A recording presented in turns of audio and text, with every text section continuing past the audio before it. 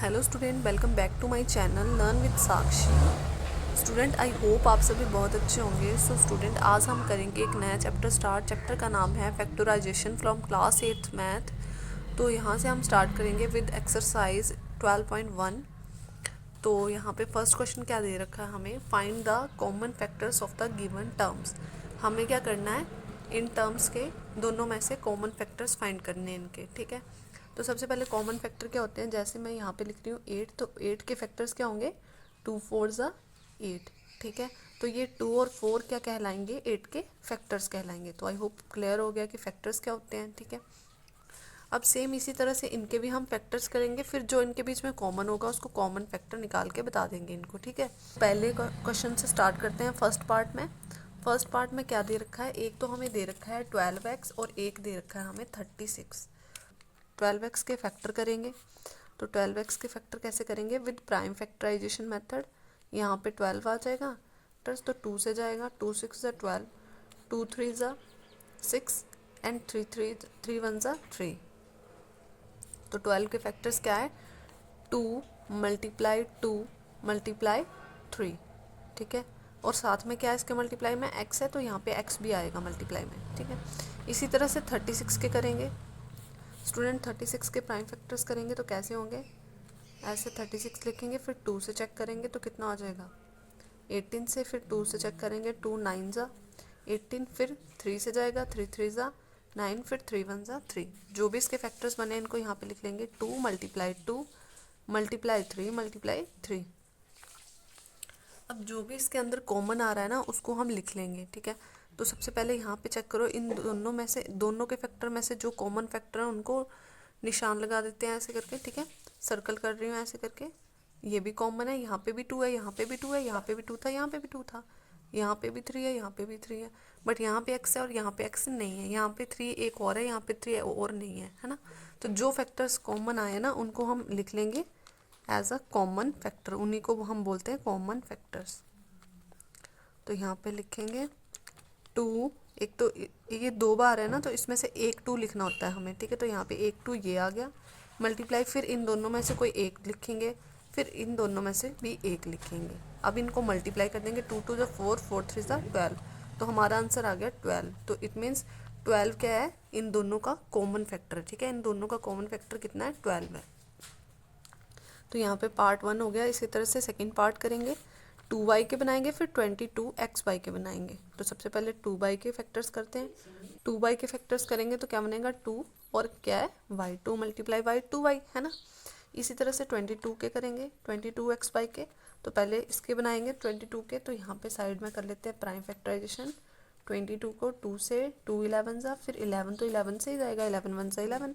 तो जो भी इसके फैक्टर्स बने हैं उनको लिख लेंगे 2 मल्टीप्लाई 11 बनेगा 22xy है, तो क्या बनेगा, एक तो 2 मल्टीप्लाई 11 जो इसके फैक्टर्स आए हैं वो, और एक मल्टीप्लाई x में आएगा, और एक यहाँ पे y है तो y भी मल्टीप्लाई में। अब जो कॉमन आ रहा है उसको सर्कल कर लेंगे, ये कॉमन है इसमें से, और कुछ कॉमन है, यस y भी कॉमन है यहाँ पे। ठीक है, तो y कॉमन आ गया। अब जो कॉमन आया ना उनको एक बार लिखते हैं। ठीक है, यहाँ पे ये 2 बार है ना, इसको हम यहाँ पे लिखेंगे common factor is equals to, एक तो यहाँ पे 2 है और एक क्या है y, तो y को भी एक बार लिखेंगे।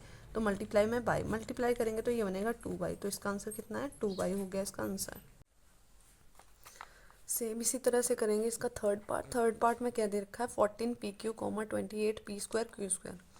तो सबसे पहले 14pq के निकालेंगे फैक्टर्स। तो यहाँ पे आ जाएगा 14pq इज इक्वल्स टू, इसके फैक्टर्स करेंगे प्राइम फैक्टर्स। तो 14 के फैक्टर्स निकालो, यहाँ पे 2 7 सा 14 एंड 7 1 सा 7। जो भी इसके फैक्टर्स बने उनको लिख लेंगे 2 7, और साथ में क्या है मल्टीप्लाई में p मल्टीप्लाई में q। ठीक है, इसी तरह से किसके निकालेंगे फिर 28p² q² के निकालेंगे। तो 28 के प्राइम फैक्टर्स करेंगे तो यहाँ पे क्या बनेगा, 2 14 सा 2 7 सा 14 एंड 7 1 सा 7।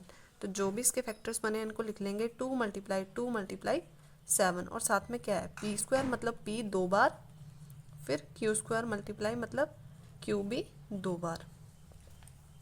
अब जो भी इसमें कॉमन आएगा उनको लिख लेंगे, एक तो ये वाला 2 कॉमन है और एक ये वाला 2, ये आपस में हो गए। फिर ये 7 और ये 7 ये कॉमन है, फिर ये वाला q और ये वाला q भी क्या हो गया, कॉमन हो गया। और कुछ कॉमन है, यस यहाँ पे ये भी p है और यहाँ पे भी p है, ये भी कॉमन हो गया। तो जो भी इसमें कॉमन आया ना वो हमारे हो जाएंगे कॉमन फैक्टर्स। यहाँ पे 2 है ना, तो इसको हम लिखेंगे एक बार। यहाँ पे भी 7 तो 7 एक बार, फिर P एक बार, फिर Q भी एक बार। अब इनको मल्टीप्लाई करेंगे तो ये बन जाएगा 2 7 14 और PQ, और ये आ गया हमारा आंसर। नेक्स्ट करेंगे फोर्थ पार्ट में क्या दे रखा है, 2x, 3x स्क्वायर और 4। यहाँ पे 3 टर्म होगी। अब तो पहले 2x के निकाल लेंगे, फिर 3x स्क्वायर के निकाल लेंगे, फिर 4 के निकाल लेंगे। तो 2x के निकालेंगे तो क्या बनेगा 2 × x। 3x के निकालेंगे तो क्या बनेगा 3x स्क्वायर, मतलब x 2 बार। ठीक है, इसी तरह से 4 के क्या हो जाएगा 2 × 2, 2 2 जो 4 हो गए सबके फैक्टर्स। अब देखो यहाँ पे भी 2 है, यहाँ पे भी 2 है, बट यहाँ पे 2 नहीं है। यहाँ पे x है, यहाँ पे भी x है, बट यहाँ पे x नहीं है। यहाँ पे कुछ भी कॉमन नहीं है, है ना। तो यहाँ पे जब कुछ भी कॉमन नहीं होता तो उसका आंसर क्या होता है 1, क्योंकि सबके साथ मल्टीप्लाई 1 तो है ही है, तो 1 is it's common factor. Next करेंगे 6abc।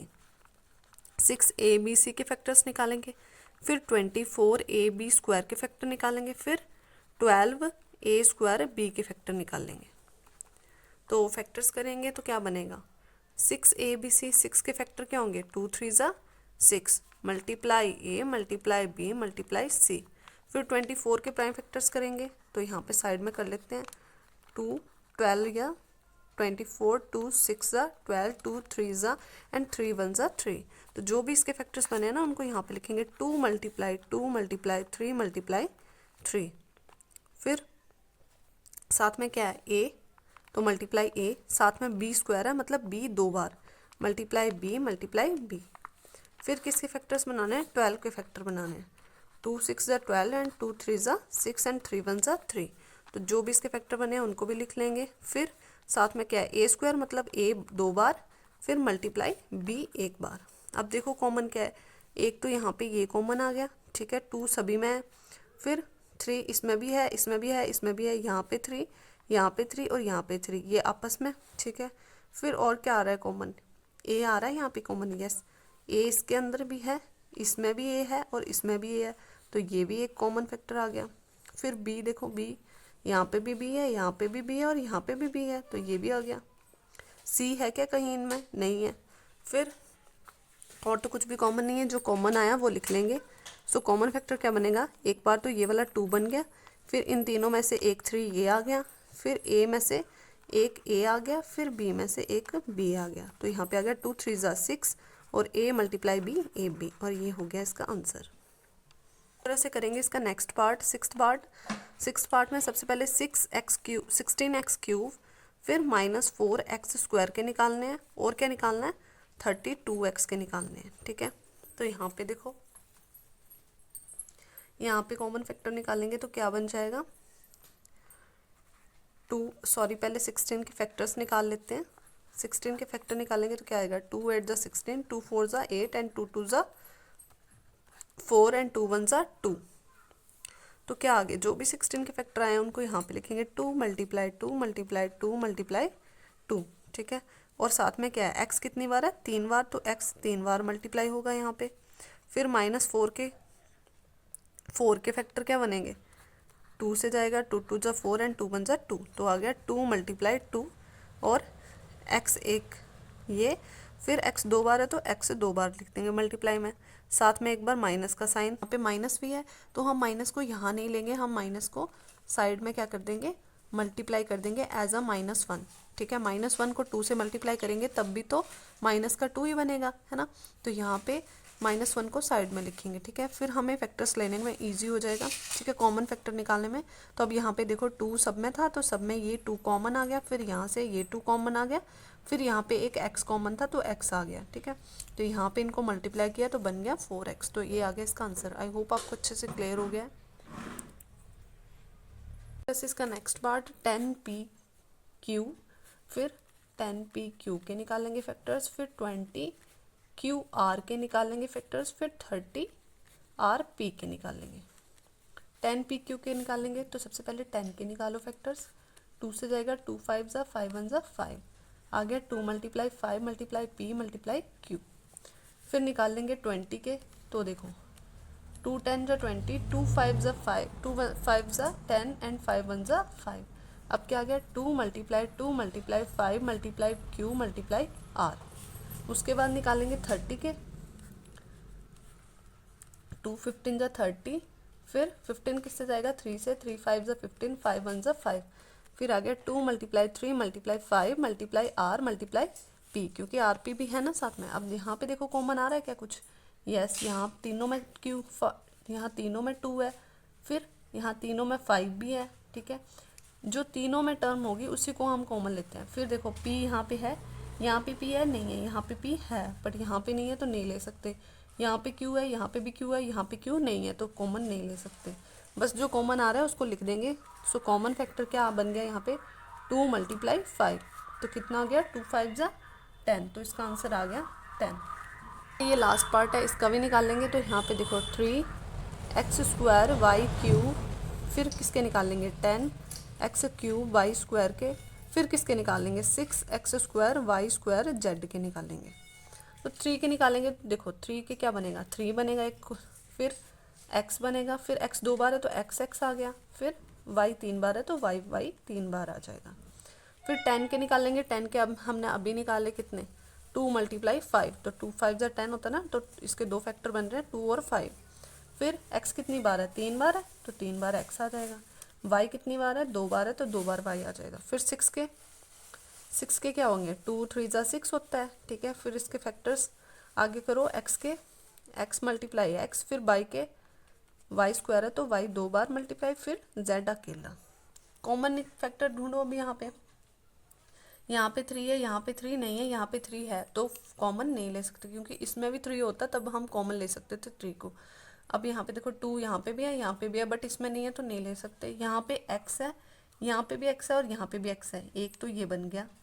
फिर यहाँ पे x है, यहाँ पे x है, यहाँ पे भी x है, एक और बन गया। फिर यहाँ पे y है, यहाँ पे भी y है, यहाँ पे भी y है, एक ये बन गया। फिर यहाँ पे एक y और है, यहाँ पे ये y भी है, इसमें भी y है, तो एक ये हो गया। बस और कोई है और नहीं है, तो यहाँ पे जो भी कॉमन आया वो लिख लेंगे। क्या है, एक तो आ रहा है x, फिर multiply x multiply y multiply y, क्योंकि एक x इसमें से लिखा, एक x इसमें से, एक y यहाँ से और एक y यहाँ से, तो कितना बन गया मल्टीप्लाई करो x multiply x x square, y multiply y y square. तो ये आ गया इस पार्ट का आंसर। यहाँ पे हमारा क्वेश्चन नंबर 1 कंप्लीट हो गया। आई होप आपको अच्छे से क्लियर हो गया है। सो अगर वीडियो अच्छा लगा हो तो चैनल को सब्सक्राइब कर लें। मिलते हैं नेक्स्ट वीडियो में, तब तक के लिए bye bye, thank you for watching.